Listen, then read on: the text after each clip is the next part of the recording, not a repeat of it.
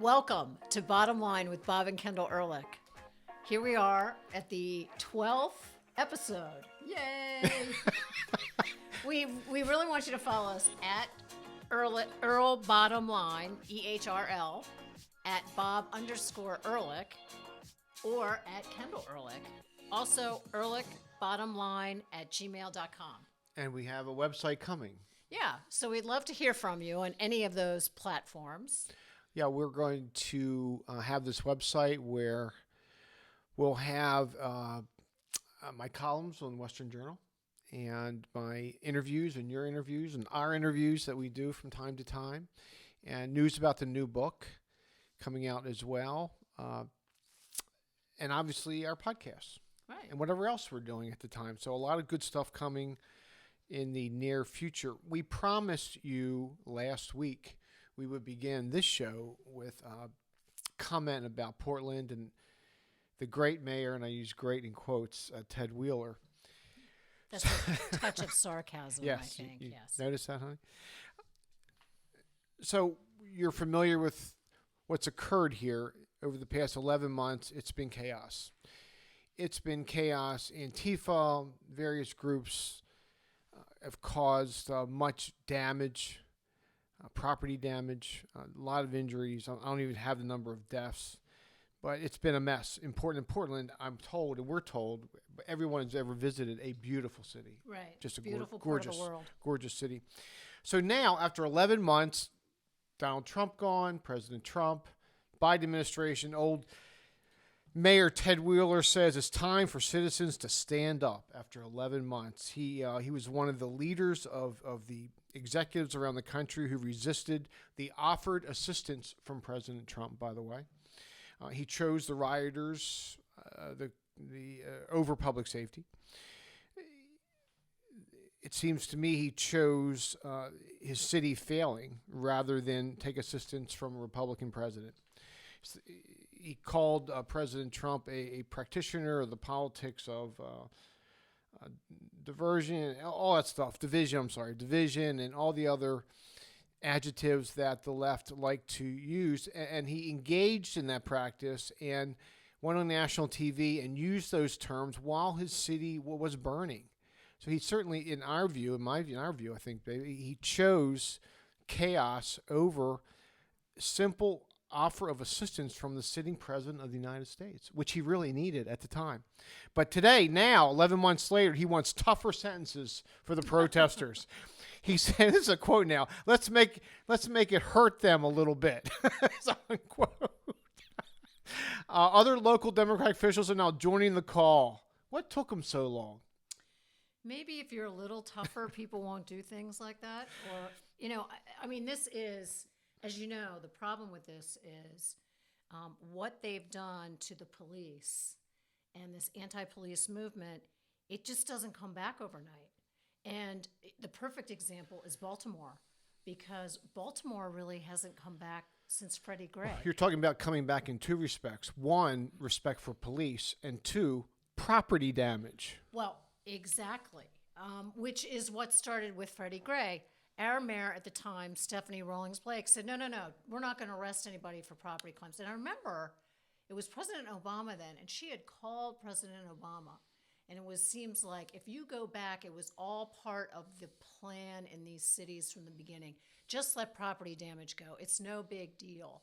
Well, the problem is it is a big deal, and this sort of anti-police feeling. I was listening to local radio this morning, and they had a former school resource officer on. Mm-hmm. And there's also this, along with all the police, they want to take the police out of schools because, there are areas where people are threatened. Well, most of the kids love the fact that he's there to protect them. School resource officer there, and they love that because unfortunately our kids have seen the school shootings, and there's some fear about that. And the fact that there's a friendly police officer in the school, they actually like that. Yeah. And these neighborhoods where they've been so forceful, Baltimore down 500 officers. Yep. And Portland, like you're talking, down. No respect for officers. Who's going to come in and take those jobs? Can I make it worse? I don't think you can. Mayor Wheeler, not so long ago, limited the ability of the police he has on the job to do their jobs because he limited the use of tear gas, despite warnings from his police department that it was the most effective method they had to restore calm, to restore a sense of normalcy to the taxpayers. And the bottom line, babe, to all of this is who pays the price? Who pays the price? The poor neighborhoods pay the price. The good people who live in marginal and tough neighborhoods pay the price. They're the people, by the way, who want police. Exactly. They're the people who oppose the defund and who's out there advocating. White progressives, for the most part, it appears to us. Who live somewhere else. Who live somewhere else. That being the relevant line here. Generally, this goes with respect to Portland, and it goes with respect to all of the cities that have seen such unrest since the Floyd incident. The riots have really exposed the weaknesses of progressive mayors and progressive prosecutors. They've tried to be woke, and the groups like Antifa, the anarchists, the people out there just simply in business to cause harm, to cause chaos, they're not woke. They're not going to respond to woke. They respond to chaos. And that's what they want. That's their goal. Right. And so these mayors and these prosecutors have really lost the public relations battle, let alone the public safety battle, when it comes to these riots. They appear lost as well when confronted with the riots and the looting and the unrest. They're weak. They've tried to be woke. They've tried to placate. They've tried to indulge. And they've lost. And the result, as usual, working class and poor people have paid a disproportionate price. Well, and hopefully we'll have real leadership step up in those communities to come forward. I know you always say that, Well, but I mean, the only hope is to have somebody that's step true. forward and to change that, because certainly Baltimore, I mean, the leadership's been African American for 50 years. So we need really somebody strong in that African American community that can step up, that recognizes that there needs to be a real prosecutor, that there needs to be real leadership, and the real issue with police. I mean, you know, I know this is dating myself. You are? But no. Aren't you 41? What? Stop. Anyway, I mean, remember when you'd have career day at school and the police officer was the headliner. And everybody wanted to go to see. Everybody wanted to be the police officer. officer. Well, I mean, you know, I was thinking about that the other day. I don't know why. You sound like your mother, you know. Thank you. But it's true. It's true. It is true. We were raised, generations of us were raised to respect the police. And the problem is restoring that. Yes. Is to the extent a you much restore tougher that, issue. you restore safety on the streets, you restore the expectation that even poor Americans have to climb out of their status into the working class, into the middle class, into the upper middle class. The whole idea about America is, and it should be, doesn't matter what you look like, doesn't matter where you come from, you got a shot. right. You got a shot. And what these weak mayors are doing is limiting that shot. And it's disgraceful. Speaking of disgraceful, Senator John Kerry. Now, let's recall the fact that this senator from Massachusetts ran for president. This guy could have been our president. So think about that when you're trying to get to sleep tonight. Well, I don't know if it's any worse. A recent quote, "We can't let differences on human rights get in the way of something that is as critical as dealing with climate." He is of the Church of Climate. And this guy is arguably the American leader. In fact, that's his job today, representing the United States around the world with regard to climate. And he goes to those conferences in a jet. a private jet. Half credit.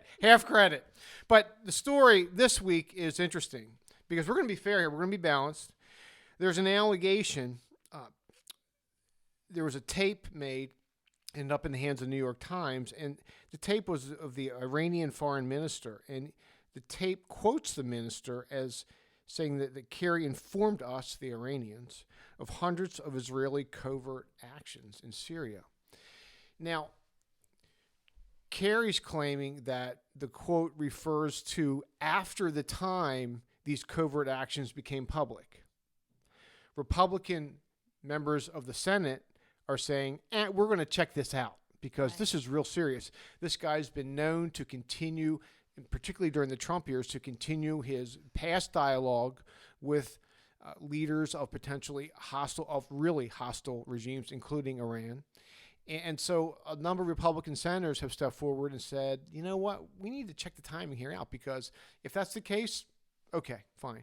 If that's not the case, in other words, if you were speaking out of term, out of power to the Iranians with regard to what the Israelis were doing, not good, unacceptable. Was he simply repeating what was already in the press or not? That's the issue. And, you mentioned James Taylor last time, and we're not going to get into James Taylor.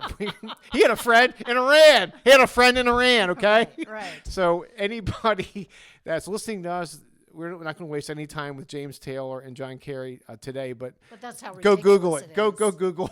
It's ridiculous. James Taylor, and we like James Taylor. We don't like his politics, but we love his voice. And so all that by way of foundation to the real story of this past week. A lot of press, a lot of media, 100 days, the traditional threshold to measure a new administration.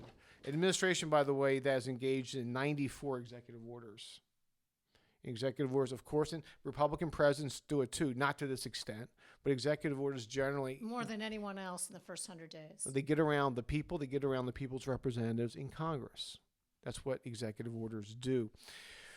Now, we saw a State of the Union the other night that was given to it was a joint session of Congress. Congress. I call it State of the Union because it's. And why was it called the first? that I get the first one. It anyway. doesn't matter because Congress wasn't there. It was only a percentage of people who were there. Okay. We've been to that. I was a member of Congress for 8 years. We've been to that wonderful best night. Best you love night. that, right? Best night in D.C. Very interesting. Best Lots parties. of fun, especially when Clinton was there, because there was so much going on. Yeah, that's for sure. We love that night. I love that night. We had a pretty good process where I would get to the press first, pretty much first. I had a pretty good way to getting out of the cloakroom and getting my interviews done, and we would go have fun on State of the Union night, which is a big night. It's when the president speaks to the American people. But the president was speaking to far less Americans the other night because the ratings were way down from President Trump's State of the Unions. And he was speaking to less members of Congress because vaccinated adults, American adults, members of Congress, en masse, socially distanced, were not there in large numbers because I don't know why. Also, last week at a Senate confab with other leaders of other nations, our president was the only leader wearing a mask. He continues to wear a mask when he really doesn't need to, which brings me to my first issue, the mask. We were talking today in our kitchen. I'm getting to the point as I see Twitter and just live life and engage with Republicans, Democrats, moderates, liberals, Republicans, doesn't matter. I'm getting to the point where if you give me 10 minutes to observe someone's mask-wearing habits, I think I can generally, accurately predict if that person is a Republican or Democrat. Well, we're also talking about the vaccine.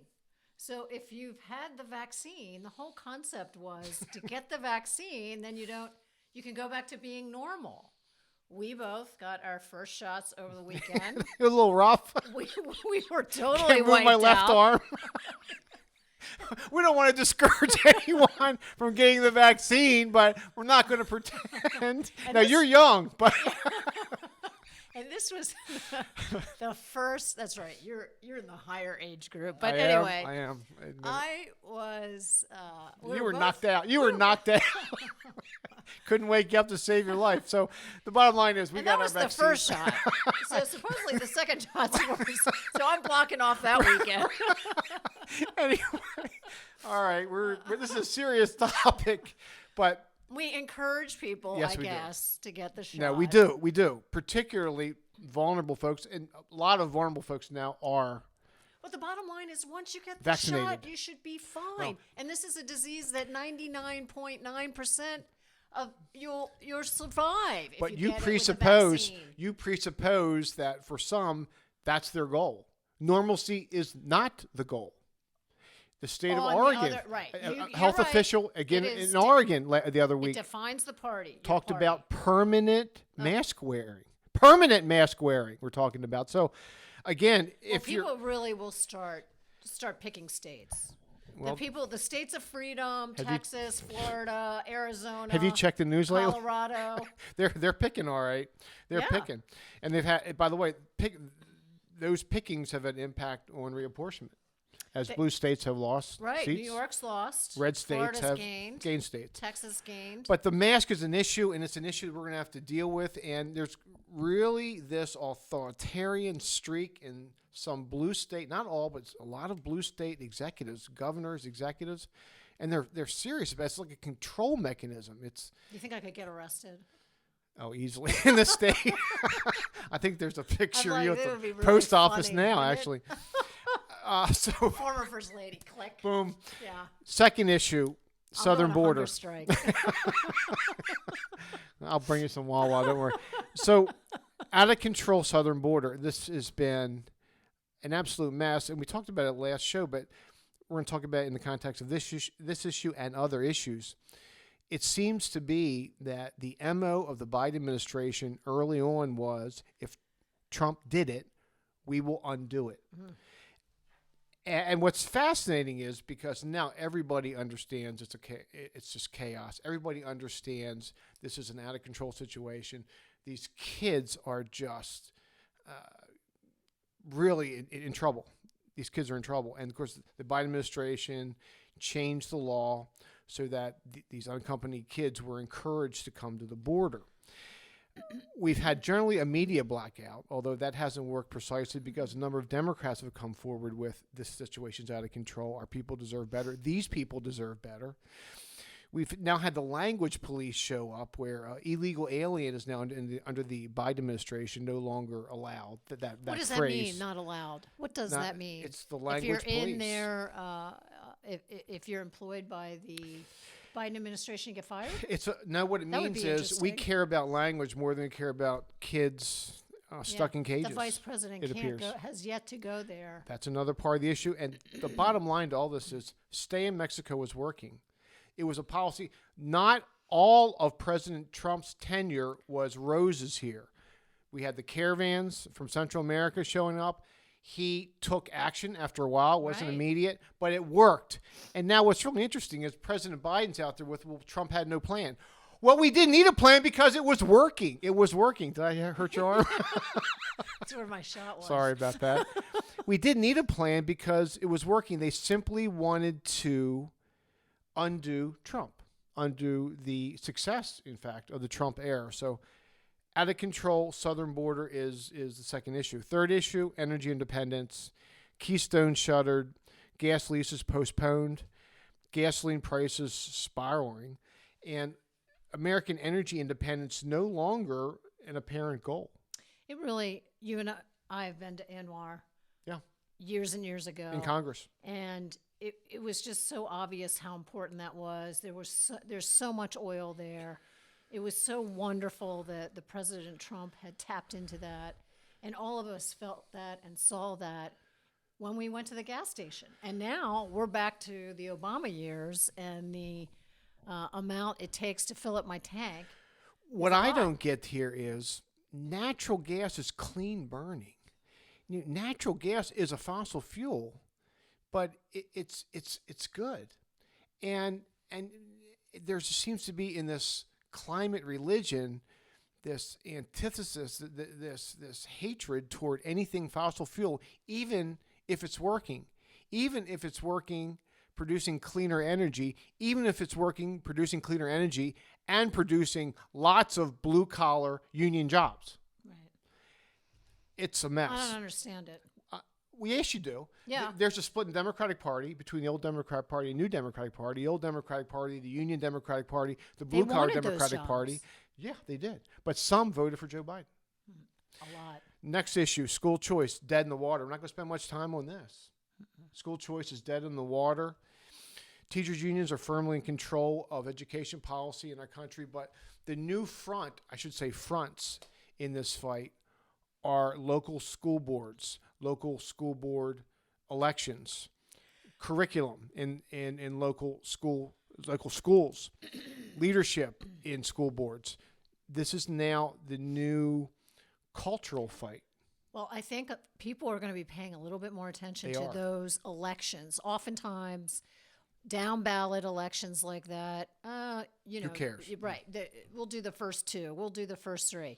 Well, I'll tell you what. This last time, I looked up records, and I didn't vote for anybody because there was nobody that was running that reflected anything that I thought about schools and how they should be run. So I think people really need to check the backgrounds of The folks. issue here being woke curriculum. And oh yeah, and Big you can time. tell from backgrounds and what they put up, and Yep. you can tell from websites and whatever they're communicating. But it's really important to do it. Again, also, please, good candidates for the school board. Yes.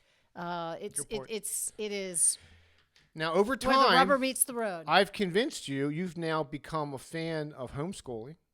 When we began our marriage, you were not a fan, and you told me you've kind of changed your mind over the years. You've seen it work, but everybody can't be a homeschooler. Right. We're going to have Well- public schools. We're going to have kids in public schools. We need to make sure they're learning in public school, not being indoctrinated in public school. And homeschooling is good for some kids, but as we've seen, as kids have been home, it's not the answer for everybody. Yep, correct. But it's about school choice, right? Exactly. But also, with school choice, higher education.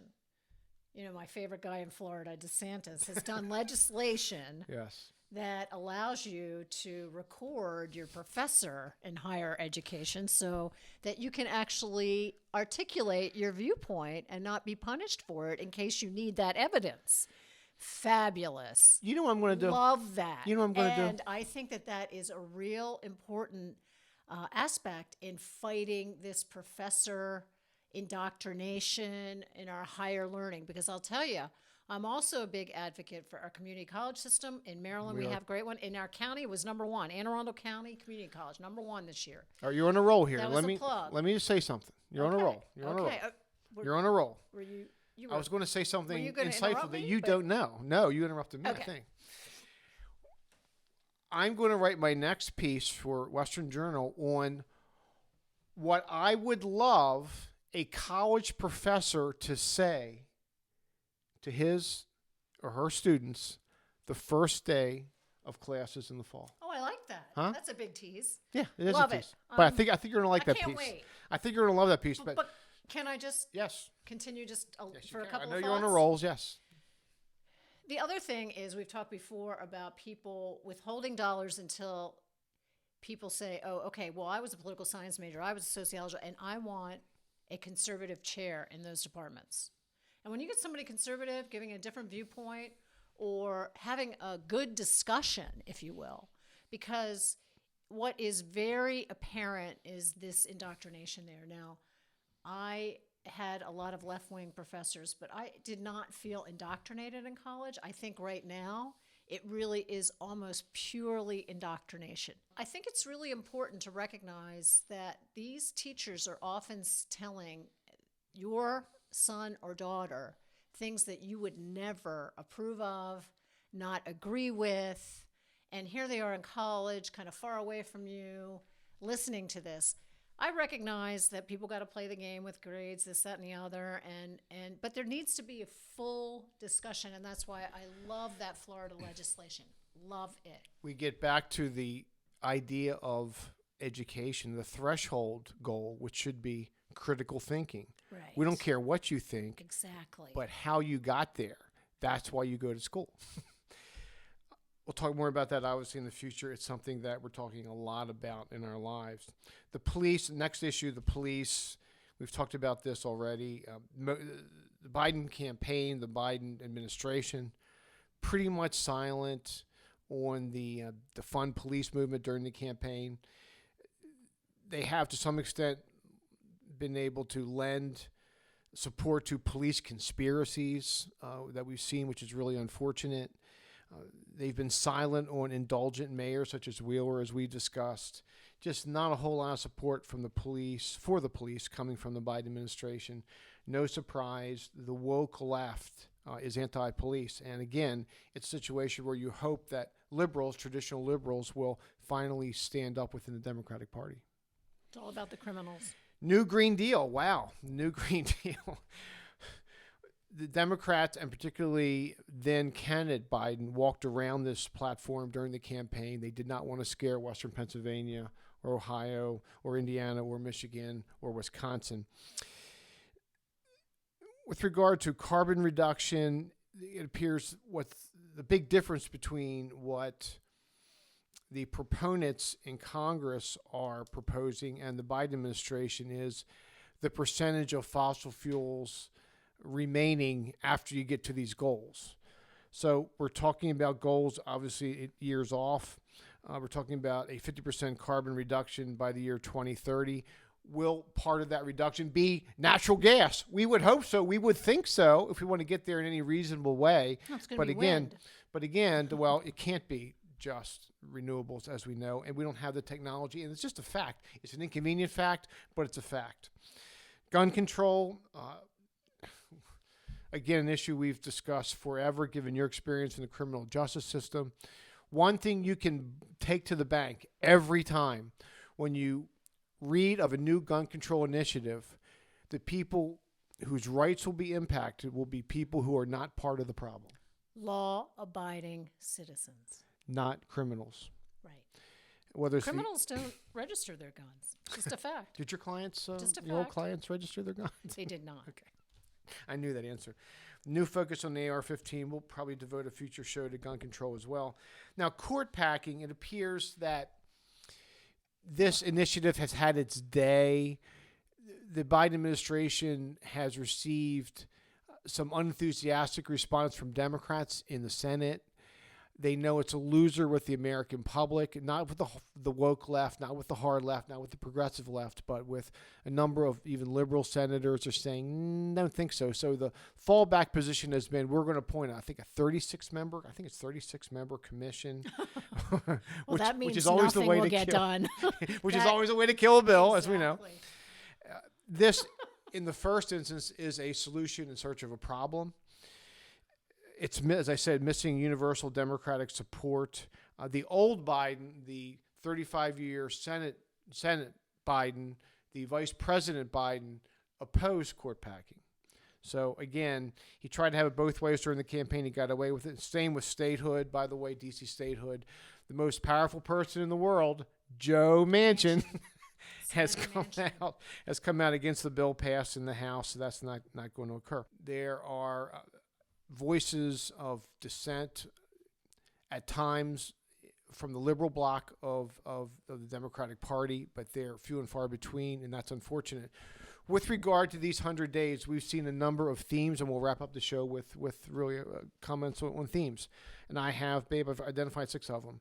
Mask wearing must continue. It's patriotic, according to the president. It's patriotic despite, how's your arm? Yeah, careful. Careful. Despite the vaccine. Systemic racism pervades the country. It seems to be what the hard left is selling these days. And I don't think most of the country buys it. I don't think most African-American community buys it. But clearly, Senator Scott had a great response regarding that. He Really is fabulous this terrific. week. And, of course, He just got destroyed. The name. Well, he's okay. He got destroyed. He's by great. The left. He stands firm. He got destroyed by the woke progressives. And they started the Oreo stuff, and they started the Uncle Tom stuff. It's disgraceful. It is so disgraceful. But you know what? He's a good guy. We know him. He's strong. And they just show what they are. They show how weak and pitiful they are. And you're not hurting Senator Scott one bit, but you are hurting the country with that sort of attitude. So we just can't stand it, and we'll stand up against it every time. We've seen with regard to foreign policy, the theme of Russia is a greater threat than China. Russia with the GDP of the state of Texas. That's a joke. With Russia. America first is now America somewhere in the middle, particularly with regard to energy independence. This is bad for the American working class. It's bad for the American middle class. It's bad for America. And we're much weaker on all fronts. We've seen spend first, forget the consequences. It reminds me of my takeaway after 8 years in Congress, where I told you one day I came home and said, Republicans are the party of big government, and Democrats are the party of really, really, really big government. And that appears to be the case in Washington today. Last two, there's an utter disregard for working people and the working class so far in this administration. Energy industry, again, is in the crosshairs. We're all going to pay a price. John Kerry's great quote, not great, but great in quotes, that we'll teach the energy workers to work on solar panels. Okay. And again, the tilt toward Iran, away from Israel, focused on cutting deals with the world's largest sponsor of terror, Iran, is simply wrong. But again, during the campaign, this was a theme that then candidate Biden used. He criticized the Trump administration. Unfortunately, now we're back to the Obama administration with regard to Iran, and the world is a much more unsafe place. How's okay, that? Then. How's that? Okay, well, I think it's cocktail time. Can you do that with your shot? And we really can't blame you. Probably not. I'll explode. Yeah, so we do have to be optimistic. However, We are. We are. Yes, we have to remain optimistic despite where we are right now. We know that this is in the minds of many Americans, and as a result, they will act. And not just conservatives, a lot of moderates and some liberals as well. And to the extent that traditional right lefts can come together and fight some of this, we're all going to be better off. Thank you for joining Bottom Line with Bob and Kendel Ehrlich. Godspeed.